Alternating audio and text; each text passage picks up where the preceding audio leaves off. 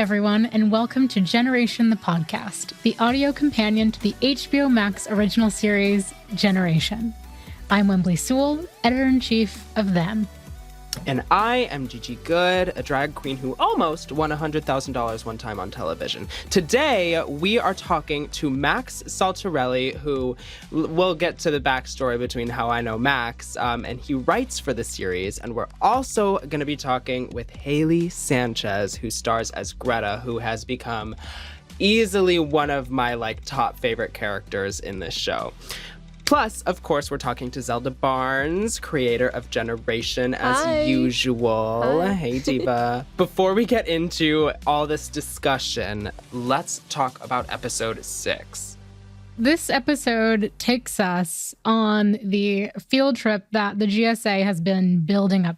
You know, we were there when they were deciding where they're going to go, and this is the episode in which they go on that big pilgrimage to what is, I would say, one of the gay capitals of America, San Francisco, maybe the world. Let's think bigger. Okay, bold. And the title of the episode is Wheels on the Bussy. Yeah. The Wheels on the Bussy. I think I was almost half nervous to say it, but that is absolutely the title. And the wheels indeed are going round and round and round. I think on this bus you see a lot transpire. There's sexual tension. There's a lot of contemplation about identity. There's bickering between siblings. You're getting it. You're really getting it all. It really does come to what you could call a crashing halt and a big cliffhanger at the end. But it's we'll get to the cliffhanger. Oh, we will. But it's quite a loaded episode and one. It was a ride that I was excited to be on, if you will. Yeah, I thoroughly enjoyed the episode. I love that we really get some personal time with Greta in this episode. So on that note, we are so excited to have Haley Sanchez with us. Hey, girl. Hi. Yeah, it is amazing to have you here. Same Thank with you, Max. The pleasure I know is that ours. we're both so excited to be, again, going on this journey. It's not a field trip, but we're excited to be going on this journey with you both. All right. So as Gigi was saying, this episode starts to peel back a little bit of the layers of, Greta's home life. I know we've seen a little bit with her aunt, a little bit, with her brother, but this kind of invites us into the dynamic with her mom a little bit right up front. Oh, what is that ugly thing? Calm down, it's just a hat. Hey, Rita, maybe your rich friends at film club talk to their mothers that way, but you're not gonna talk to me that way, okay? Not everyone gets to go to a good school and to go to special field trips. You could be cleaning houses or doing all kinds of work that you would hate. Sorry, Mommy. I'm sorry too, Mia. I just miss you. And I want you to know that I love you. I love you too. For most of the series so far, we've seen Greta in relationship to her aunt, but this is kind of the first time we really see Greta and her mom interfacing. I feel like there was a lot riding on this moment because I think, again, we've been anticipating to see what that dynamic was really like. And, I'd love to know how it felt to finally bring that moment to life on screen. I think that it was important to like pre-establish what was going to come of this relationship. And I think it was, in the sense of there's kind of this huge difference between Ana and then also Sela. And you can see how Greta has been very naturally gravitating a little bit more towards being more open with Ana. And that's been really, huge in the first few episodes. And so now getting to see why she is so gravitated towards her is really interesting. Sela is such a character that it's definitely a person in my head where I'm like, oh, I know who this mom is. As Haley, I know who this mom is. I've seen this mom. She's definitely take charge. I'm the boss. I'm going to take care of my kids, and I know what's best. And sometimes it comes from a place of like all of the experiences that they've been through and knowing, how hard life can be and how hard life can hit you. So they want to try everything that they possibly can to protect their kids. Sometimes it might come as like a bit overbearing, and it's hard to let your kids grow if you close them off a little bit too much like that. So I feel like you're seeing this intensity from Sela. It opens up a new part of Greta, a new explanation, a new justification for a lot of the things that she does. Absolutely. So I think it's a really important scene, I think, for people to see in order for them to really understand who Greta is. Yeah, because I think for so far we've seen her begin to flourish and begin to come out of her shell a little bit. But then I think when you see her in this Zoom, she almost immediately kind of, She go recoils, exactly. So I think, we kind of get a glimpse into what might always be in the back of her mind as she moves forward and explores, herself. Totally. And I'm eager to see, where the path leads, because clearly there's a path that Greta's mother wants her to be on that Greta might not necessarily have any interest in.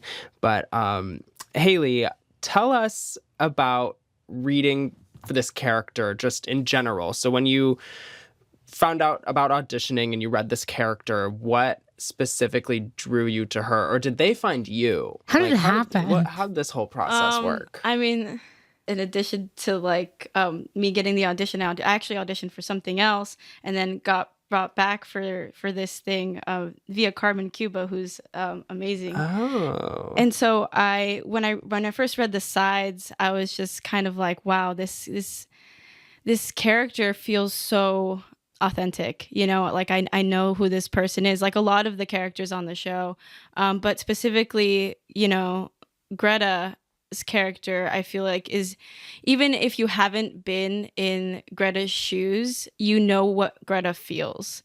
And that's one of the coolest parts about her is how relatable she is to anyone. She's going through these feelings that are universal, and it's really awesome to get to play a role that makes people feel less alone. That's something really special. I really admire Zelda for creating such a cool and like human character. Oh, thank you. Yeah, I mean, she's, like you said, everyone knows her. Everyone has been friends with her at some point. I can't help but feel like there's similarities both you and this character have. You carry this character in a way that it's almost not even like it's so real, and it's just like so beautifully told that I can't help but imagine you're like this in real life as well. I actually I feel like this is definitely I am grabbing a little bit from my own life. Like definitely in the past I've had this kind of shell of a character, or like not I guess I wouldn't, more so it was like a protective shell that I put on for sure in high school sometimes, but I don't feel like that's necessarily like who I was. I definitely share the angst of Greta for sure. Yeah.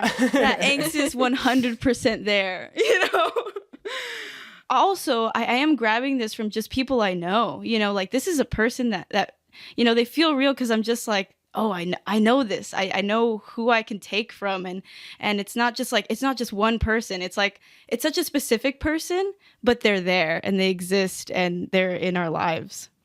Yeah, and I think that's totally evident. And I just have to say, like in my own life, talking about the show, the thing that comes back time and time again in my group texts, I have the receipts. I'll pull them up as, oh my gosh, like Greta. Like I think Greta is one of my favorites. If I were going to hang out with someone, it would be Greta, because she just gets it. And like one of the things that I think is really beautiful about the character that you play is that there's such a rich empathy to her. She is so sentient. I feel like when you get on screen, there's just an aura of emotion about you. And I'm curious, what kind of place do you go to when you're bringing that out? And then I guess as a follow-up, Zelda, What are you thinking about when you're writing, and helping to develop kind of that energy? I feel like with Greta, when I wanted to develop this character in my head, I'm like, this is a person who has a lot of stuff going on inside. She's a character that when you're not looking, you can read her. And you see this a little bit with Chester. Chester clocks it really fast. Exactly. Because she feels like nobody's watching, and then he grabs it. And I wanted Greta to be so in herself that literally when the eyes turn away, she kind of like lets a piece of that kind of seep out, and it's readable, but it's almost a reaction that comes out because it has to. And so when I'm playing Greta, I want people to be able to read her when people aren't watching. I really want people to see that, what's going on inside her head. And this is something that you touched on right at the beginning. It's this notion that Greta has a lot going on. Again, this is the first episode that we kind of get a glimpse into all that entails, not only just in the Zoom with her mother, but you get a sense of, just how hard this has been in that interaction with the man who is growing and selling fruits at the rest stop, pit stop, like Trump land kind of place that everyone kind of gathers at. In this moment, which is a rare moment, we see Greta break off from the group and, have an interaction completely of her own. But again, I think it's a really significant one that begins to paint a picture of more of the struggles that Greta has had in relation to dealing with, her family's immigration issues. Chiquita, hey, you want to try some fruit? Why do you hate delicious fruit? Did a strawberry kill your father? Eso, sonrisa bonita. No me gusta, pero gracias. Oh, es mexicana. Pensé que eres francesa, cubana. Cubana? Chicana to the core, fool. Lo siento mucho, perdóname. ¿De dónde eres? Yo soy de aquí. Pero mi mamá es de Guadalajara. Yo también. Pasé 4 años en la universidad, estudiando cómo vender fruta. Right now, I would love to know what it feels like bringing that to screen and how you prepared for, exploring those dynamics.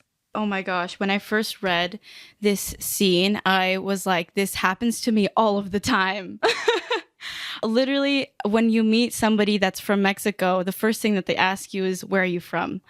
With my mom, she always gets asked this question, and she's such a social butterfly too. She'll like automatically make friends with these people so fast. Yes. And it's something that I've gotten used to, and I didn't really realize was like, in my head, I never pointed out as anything like really special about my life. I was like, oh, this just happens, you know? And then once it was written down on paper, I was like, oh my gosh, this happens. Like, yeah. like this not only happens to me, but to so many other people. Yeah. So it was really very cool to get to bring that moment to life and have other people experience this thing that I was just like a normal part of my life. Specifically, I'm talking about the time where Greta kind of gets this glimpse of some field workers. Yeah. I definitely didn't want that moment to be like a sad moment, because I don't think it was. No. It was an awareness moment, and it's something that for her, it's something she's always been aware of. And it's kind of like in this show, we get to capture that and see that. And then because this moment is captured, everybody else also gets to see this, which is so cool. I thought it was a beautiful moment of connection. Definitely.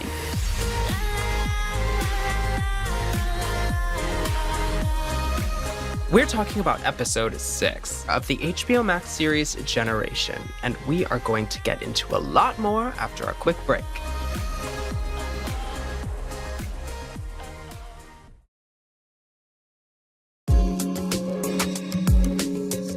Hey everyone, welcome back.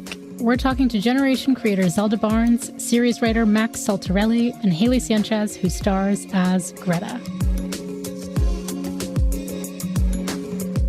I want to talk to Zelda and Max a little bit. When you were writing this character, how did you write this in a way that felt like an authentic story? Like, was there any kind of place that you pulled from, or what was important to you about making this character so specific, like we've been saying? Well, I will say that for Greta, to me, is one of the characters I relate to most, just because I was, like so many people, closeted all the way through high school. And like, as you were saying, Haley, there's so much about Greta that you know what she's feeling, even though it's not the thing that she's saying.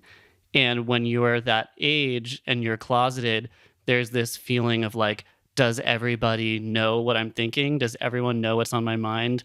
And for me, part of what Greta is going through in this story, in this episode, is like this very relatable high school thing where like the entire stakes of your day are determined by like, did that person sit next to you on the bus for the trip or not? Yes. Or and like Totally. there's that thing of like going to the movies with your friends and like you kind of have a thing for one of them and like then they get bumped over and they're sitting 2 seats away and now it's just like my Heartbreak. world has ripped in half and I'm my in a goodness. place of devastation. Simpler times. And so for me, like part of writing this episode and thinking about Greta was just going back to those moments and being like, yeah, she didn't sit next to me, therefore like I'm gonna be in a mood for the next 3 hours. Like That is very real.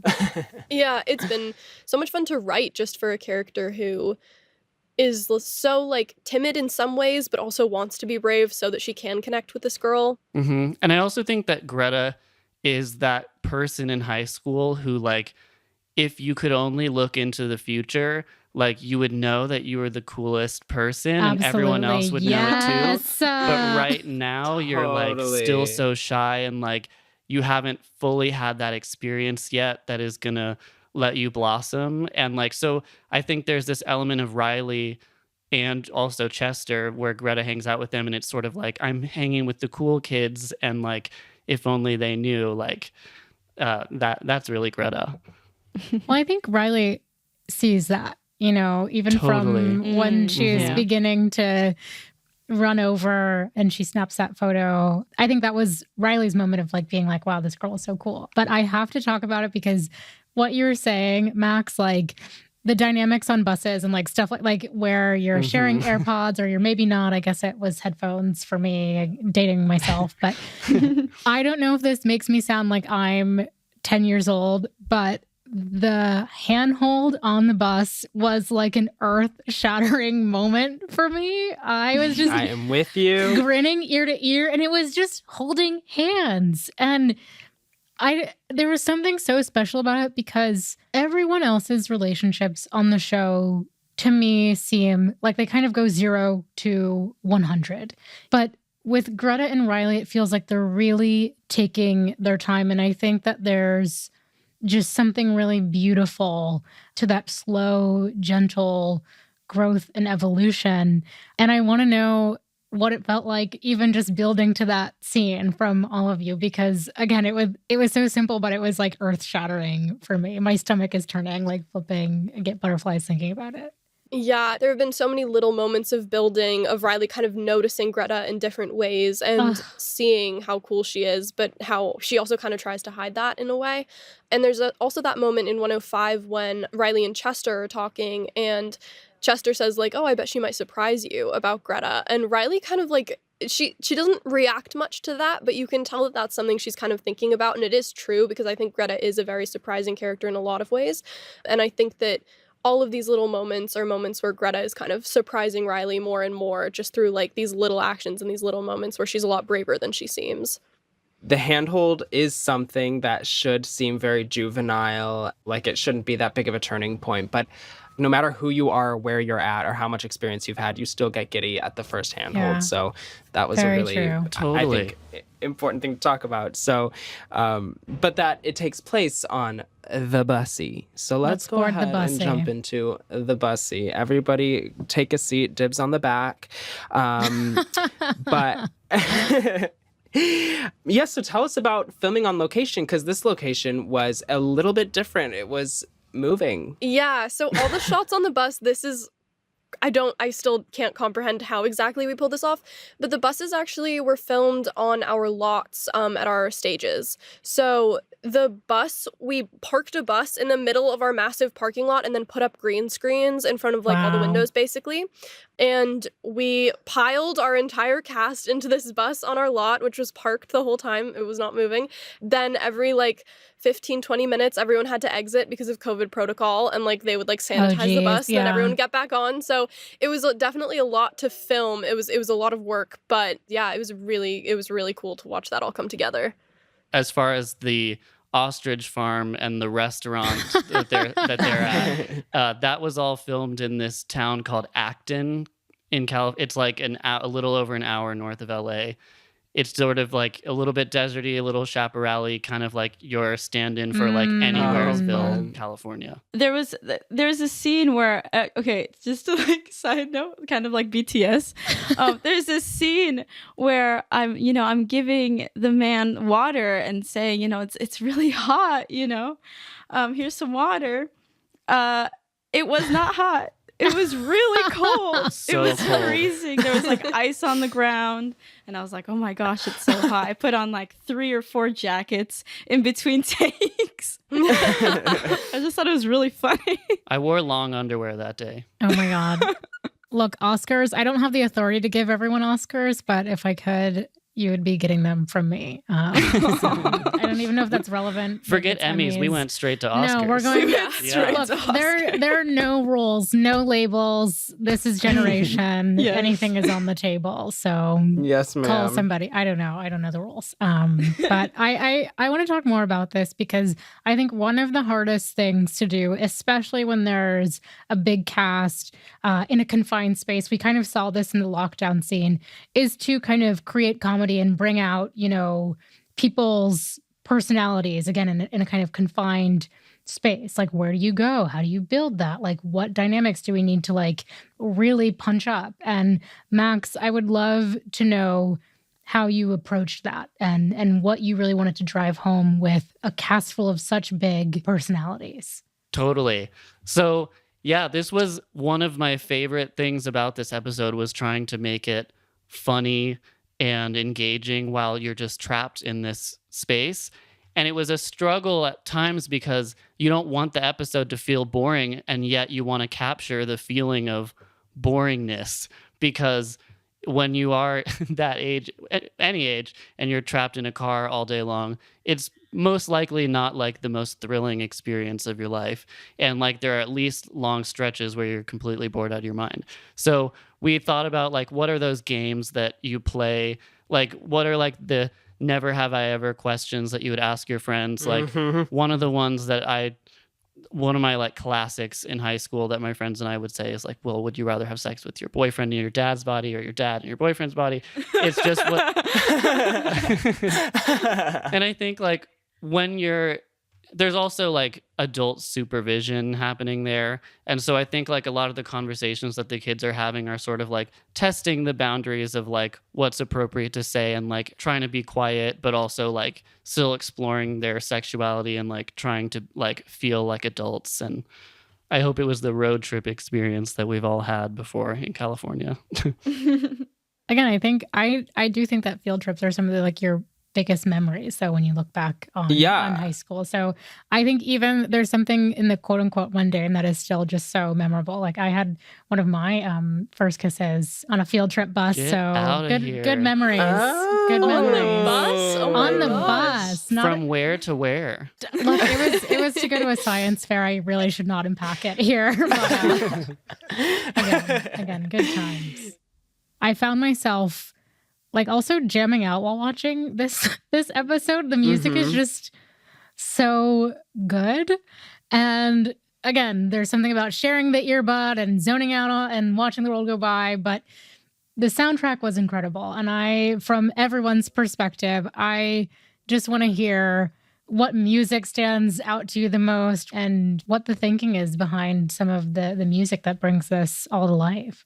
Well, I have to butt in and say that I very insistently wrote in the song Door by Caroline Polachek. Yes. that I was episode. about to comment on Door. And I am so obsessed with Caroline Polachek. I think she's so awesome. Her music is beautiful. She is gorgeous. She's like an icon and like is like on the curve of stardom as we speak, somewhere reaching the peak. Totally. And I put in that song because I feel like it captures this in a very poetic way, this feeling of like the world opening up for you through knowing some other person.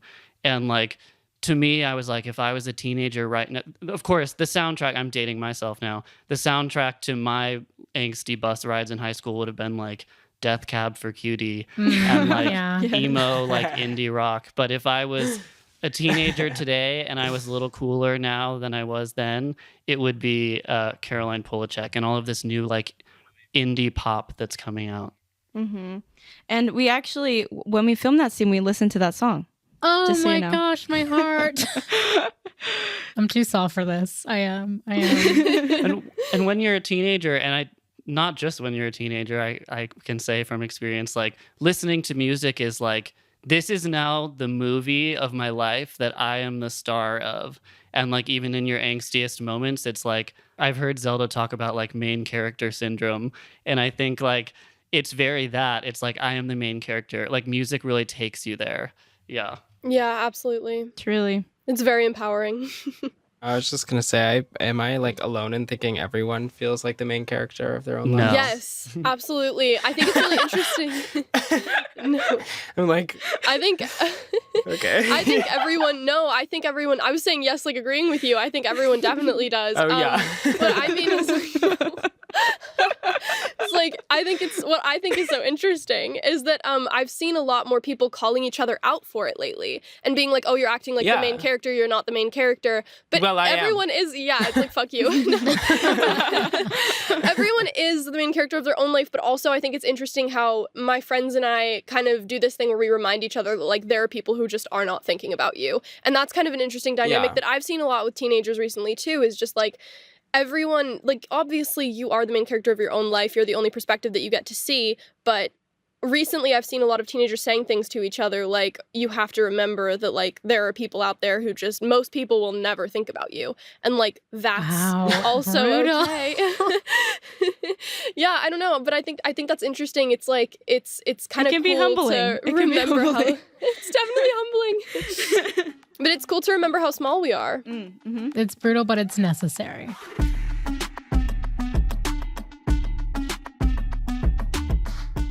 If I did have any words of wisdom, I think it would kind of be rooted in the episode's like cliffhanger ending. And it would maybe be, Chester, watch your back. What are you doing? I feel like before we go, we have to talk about that cliffhanger. Please, someone tell me, where is this ride going? And do I want off of it? What's going on? So what we kind of talked about in the writer's room when we were crafting this whole moment is just when you're in the car with a child and something happens that's like scary on the road, which happens a lot just because driving, especially growing up in LA, driving is crazy. Your instinct is to just like grab them kind of. And so we kind of wanted to just show Sam instantly like grabbing on to Chester to make sure that he doesn't hurt himself, but then like without thinking about it, like Chester kind of takes that as like a weird flirty moment of like physical touch means that he feels some kind of affection for me, when really it's more of a just like protective moment. Without any spoilers, if you could, summarize what we have to look forward to, what would you say? Just give us a couple words. Just a couple words. Trying to think of the words. Death, devastation, No. romance, sex, the end of the world, and the beginning of everything. Oh my gosh. Oh, by the way, Max and I met once because he played a stalker in a photo shoot of mine. Yes, Oh my it was pretty much gosh. the best day ever. I had to like It was a great pretend day. that it was a character. Yeah. Yes. Yeah, it was great. But regardless, love thank you that. for being here, Max. Lovely to see you again. It was And my Haley, pleasure. Thank you. Thank you. Selfishly, I hope, to see some more romance coming soon. Yeah, thank you all so much We will be here every week breaking down each episode with the show's creators, writers, and stars. It is going to be a wild, wild ride.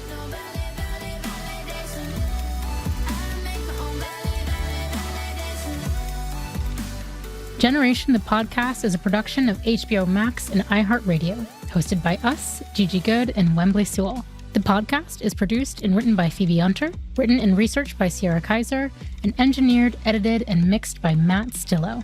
It's executive produced by Ethan Fixell. If you haven't already subscribed, rated, or reviewed Generation the Podcast, please do so on the iHeartRadio app, HBO Max, Apple Podcasts, or wherever you get your podcasts. And of course, be sure to watch the series itself on HBO Max. Thanks for listening. We'll be back next week.